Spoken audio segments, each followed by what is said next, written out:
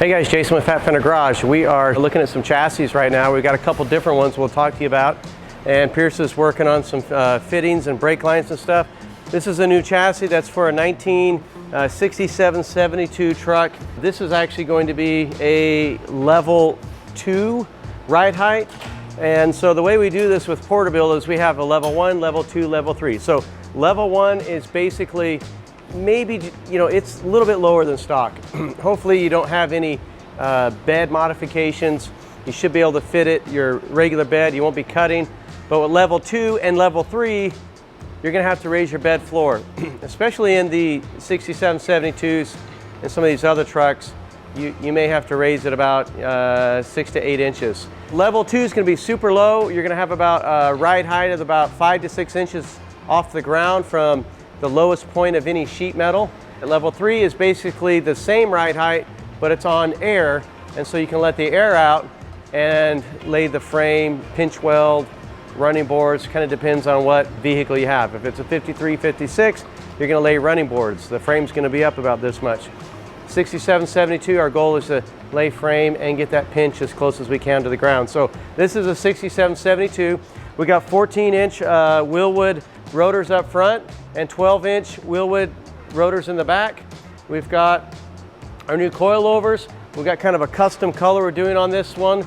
The rest of the truck is kind of a yellow and white, and so we've kind of tied this chassis color in to be kind of a darker yellow bronze color that would actually look really good with the rest of the truck. So we're going to get the exhaust done here in the next little bit, and then we'll set this aside because we got a special build we're doing on this one that will be starting here in maybe the next 45 days. Behind you, take a look at this one over here. This is a 1960 Ford F100, and this one is airbag. So if you kind of take a look at it, it has a real high bridge back here in order to get the truck down on the ground as low as we can get it. And so you're gonna have to have bed modification, so your bed floor is gonna have to be at least, this high. And we've got our fuel tanks. It's just sitting in the back right now. It's not mounted or anything. We just got it sitting there. It'll actually mount from the bottom, not sitting on the top, so it won't actually be that high. That's one of the things we do differently. Like a lot of companies, you'll buy a chassis from them and you're kind of left on your own whether or not how you fit your tank in there. And so we've actually designed our tanks in 2 different ways so that you can actually mount it on the bottom or mount it on the top. And so we move the brackets around, and we have that conversation with you about those little details when you're buying a chassis from us to make sure that the process and the build is going to be exactly the way it should be. Nothing worse than you're doing an airbag chassis, you set your tank in the top, and then you build your bed over it, and then if you want to get your tank out or you want to work on replacing the fuel pump, your whole bed has to come off just to access it. We want to try to prevent those kinds of things from happening for you as you're doing your own build in your own garage. So if you're considering a Fender Garage chassis, those are some of the details that we're trying to work through to make sure that it is all thought out from beginning to end, rather than buying a chassis and you're on your own, right? There's a lot of companies we can name off, that's all they do, just sell you a chassis. Really, because we're builders first, we understand actually what's needed so that when you do get your chassis, it actually will work for you. Let's go take a look at a couple other projects we got working on. This is another chassis we just got brought in. It's a 1953-56. It's just a level 1, and so it's going to be just a nice fun truck for the guy to drive. So we've got a couple little Broncos that have come in. They're pretty cool. We're just kind of helping finish wrap them up. Some other shops kind of started them and they've done a great job on them. And so we're just kind of wrapping up a few little details to keep them going. And this one had a few motor details. We had to figure out what was wrong with it. And once we figured it out, it runs real good now. That's just the way hot rodding goes. It can stump you sometimes and it's real frustrating. It's hard to be flawless and perfect at everything you do. You try your hardest, but sometimes it's not easy. No fault to anyone. It just is the way it goes. The upholstery is just pretty much done. Putting stereo in it and all the speakers and amp, and so hopefully in another week we're driving this around. This is another build we're going to start. We actually just pushed this out of the way for the moment because we had to get another project through the shop and load it up in the trailer. We'll go look at that in a little bit. Again, another 67, 72 level 1. I have to remember because there's so many of them. I can't actually, it's hard to, I'm like, which one is this? Who is it? He's gonna be shipping his truck soon, which I've sent you an email. If you're watching it, respond back, we're ready. All right, so let's go over here. Another Bronco that came just like this, but again, put the interior in it. We're getting all the wires for the stereo and the amp and everything, and so it's just kind of pushed back here in the corner so we can actually get a project out. The guy that was building this, kind of cool, he did kind of an old school 5.0. And so you don't see those too often. Usually it's budget that you'll actually do this, but as you can see, it's not like a budget build, but I think the owner had the shop that was working on it, just wanted to do something completely different. Oh, there's Carissa. What's up? Got new shirts. Ah, they came in. Wait, what do you look? Ah, very cool. Aren't they cute? Okay. Those are cool. Arizona. Good job, Jack. Little logo. Fat Fender is kind of the border of the bottom of Arizona. Nice job. This is the front. We just got these like 5 seconds ago. I'm excited. They look good. Nice. So we'll get those up on the website. People can buy them. By the time that this video comes out, they will be on the website and you can pre-order them. Also, if you're gonna go to Dino's Get Down, we will also have these shirts and a lot more too. So you can either get it in person or online. But we'll we'll put the link down in the description. Awesome. Thanks, Carissa. Looks good. I'm excited about those. Again, the same guy that has Broncos. So he does you're making have a cover right here? Yep. That might be considered a sickness. He loves Broncos. He bought these things and he just asked us if we would just paint them. Someone else had actually fit them on the golf carts and they did a great job at it, and so then just needed to paint them. It had a bunch of like seams and stuff from all the fiberglass, and so we had to, I mean, they're probably going to get wrecked up anyways, you know how golf carts go, and so just did kind of a real quick run over them and get them painted, and he's actually got a, don't bump into that, Jack. He's also got a charity golf tournament. I think he wants to have these buzzing around at, I think that's in like a month, and so we got to get these all put together so they can drive around. But after a couple beers, they'll probably get munched. You know how it goes on a charity golf course, right? We're real close on some stuff, and the body shop's gonna have like 3 trucks right at the same time, unfortunately, so sorry for them. Marnie's wrapping up the bed on this, kind of cleaning up some stuff, making it look better and smooth and ready for body work. Even the back side of the bed's important to us, and so as we focus more on the details, we're trying to get more of that stuff cleaned up. We've got the dash all done. We're 3D printing a center section that will kind of look very retro and vintage that will go around the radio. He wanted to have maps and Apple CarPlay and all that stuff. But that's going to be it. You're just going to see a radio only and a few AC controls, and that's it. Or 3D printing a cool little thing that looks very vintage for this era. The bed, we're just finishing it up. As you can see, we had to raise it up about 4 inches just to accomplish everything to fit. He's got these big tires on it. So he wanted to be more of a truck and just be able to pull a little bit better. So we've got helper bags on it because he is going to pull a trailer. It is built more like a sports car, but with helper bags.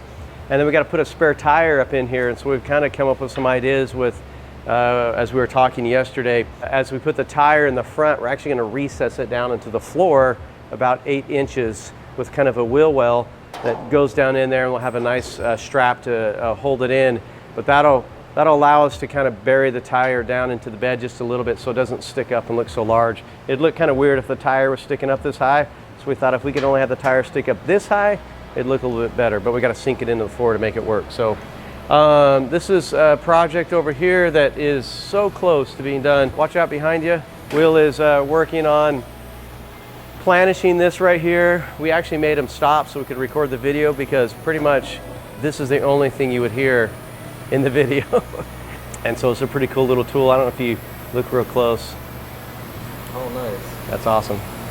So he's working on this right here. You can kind of see what he's working on, getting this all put together. He's put it together, he's planished it, he's kind of sanded it up, cleaned it up so you can see how it looks. We kind of like it because of it flows in here, rather than having it duck down here and the sharp thing here. We're just working through some of the little details. One of the things is you kind of put the big picture together, there's always the small picture that you have to go back in and clean up. Those little details on how everything fit and the finish come together is important. So you know, like this detail, making sure that these aren't sticking out past here, and all the tiny little adjustments that are important that we make, that they just really got to be dialed in. And Dan's been working on it. He's just dialing in a couple of these little details. We got, I'd say, a couple, 2 to 3 weeks left, and then we're ready to kick this over to the body shop.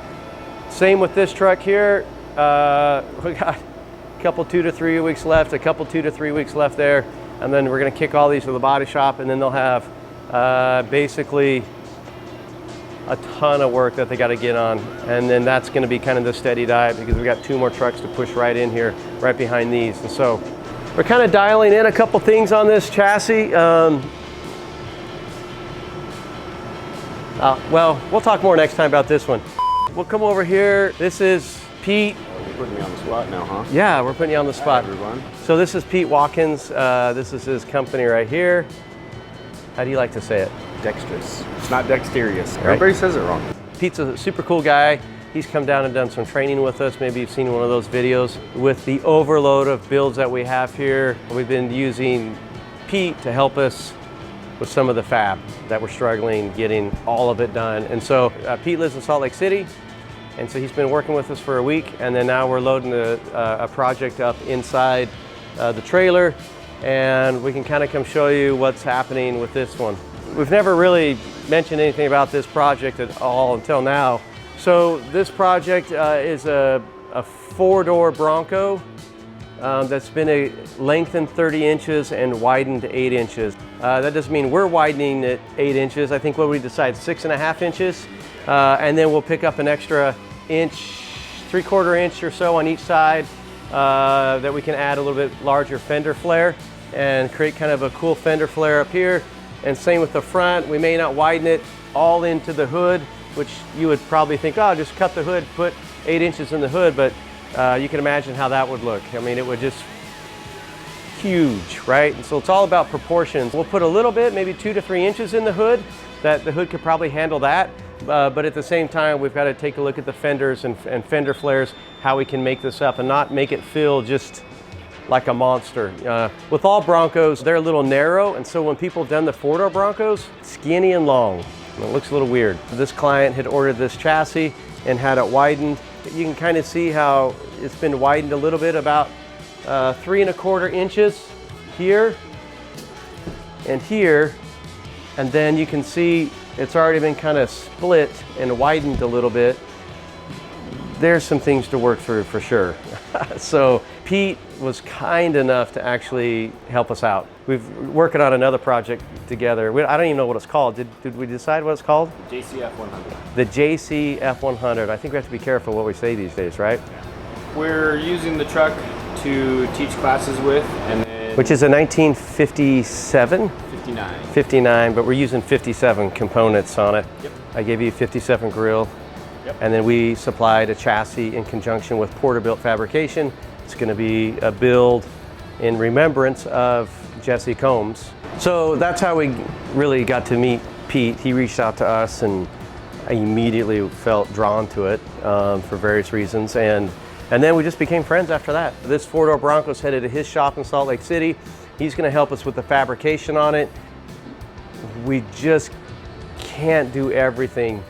I'll probably be flying up there every couple of weeks to check on them, make sure you're working on it. You don't want me to just send in invoices and no work to them? Yeah, a photo of a corner. I worked on this corner.